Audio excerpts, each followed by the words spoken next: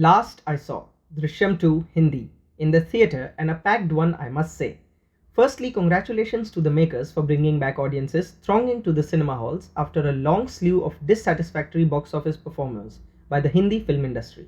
After a long time, a movie gave the Hindi viewers a true collective cinema experience in a packed hall. Let's start by addressing the elephant, the fact that it is a remake. Yes, it is, and this has made a section say that Bollywood needed a remake for a hit film. But one must remember that it is not just a well-made remake, but also it is completely different from the conventional remake formula. The story of Drishyam 1 was so thrilling that it had attracted the attention of filmmakers from all over the world in 2013. Thus, the Malayalam version was remade in a record-holding number of 7 languages, including 3 foreign ones, and more or less all were hits in their respective territories. This makes me come to the first point of the review for Drishyam 2. Like its predecessor, this time too, the story or the plot, that is the main hero of the film. When was the last time you heard hooting, whistling, clapping, and cheering from the audience in a film that has absolutely no action, no car chases, no macho fight sequences, and violence? Not many come to mind in recent times. This film, in its climax, court scenes, and the point where the character of Saurabh Shukla is explaining the story from his point, elicits thunderous response. Even in the pre-climactic scenes, where the audience starts to slowly join the dots and predict the climax, the tension and the excitement in the theatre was fully palpable. So before moving forward, I would like to say kudos to the original writer-director Jeetu Joseph for coming up with such an idea once again, which makes your jaw drop as low, if not more, as it did the last time. A lot of credit goes to the music of the film by Devi Sri Prasad. It is in equal parts eerie, mysterious, haunted, and rousing. One main reason why the music is specifically important in this film is that in Drishyam 2, all the dots will be joined in the climax. So the protagonist Vijay Salgaonkar, played by Ajay Devgn, cannot give away anything through his expressions or body language throughout the first half. He is supposed to be absolutely neutral, can't seem too happy or too sad, too confident or weak, can't celebrate or even accept defeat. In such a situation, it is the background music which plays a huge part in keeping you hooked and conveying various emotions. This brings me to Ajay Devgn. He has definitely made this role a shining addition to his filmography. Entire India knows that his eyes talk, but this franchise takes this quality to another level and exploits it wonderfully. Like I said, his character has to stay fully neutral and show remarkable restraint in each situation. His character says in one scene, "मैं आज भी अपने दिमाग की सुनूंगा, दिल की नहीं." Akshaye Khanna and Tabu form a formidable pair to counter the Salgaonkar family. Both of them are seasoned actors with a wide range of skills.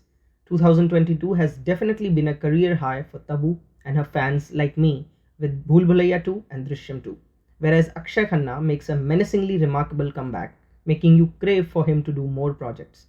Akshaye's appearances on screen genuinely make you concerned for Vijay and his family.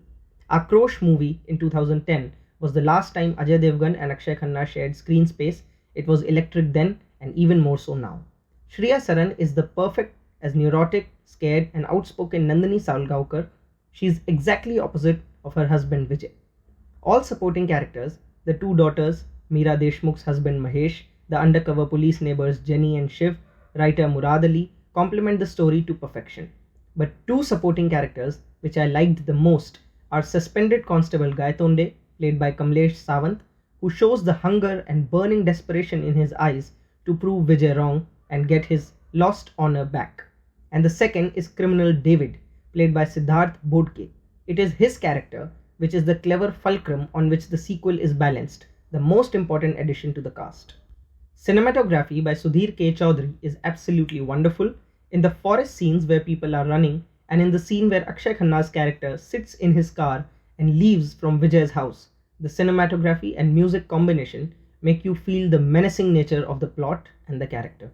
Also credit to lyricist Amitabh Bhattacharya for such beautiful songs. The title track alone is a masterpiece with lines like "सच लगता है ये झूठ जैसा है ये तेरी आंखों का करम" and "एक सच काफी है तोड़ने को झूठ का अहम." Special shout out to Zubin Nautiyal and Usha Utthupji. The writers who adapted the film from Malayalam to Hindi, Amil Khan and Abhishek Pathak, deserve applause. Several dialogues are deep and quite some were whistle-worthy. The contrast of characters is beautifully portrayed through conversations between, say, Vijay and his wife. Each dialogue from each character makes you believe that yes, this character would talk like this only in such a situation. Lastly, kudos to director Abhishek Pathak for taking the helm from the late and brilliant master filmmaker Nishikant Kamath and delivering such a film which is his own yet respects both its predecessor as well as the original source material. It is said that a successful filmmaker is one who brings together the best of each department from cast, crew, music, writing, etc. and takes them to the final product he had envisioned. So congrats to producer, director and father-son duo Kumar Mangat and Abhishek Pathak for succeeding amazingly in this project. A noteworthy point is that this film, like its predecessor, saw the collaboration of several national award-winning artists Ajay Devgn, Tabu, Rajat Kapoor, Saurabh Shukla and director Abhishek Pathak, who received the national award for his previous short film.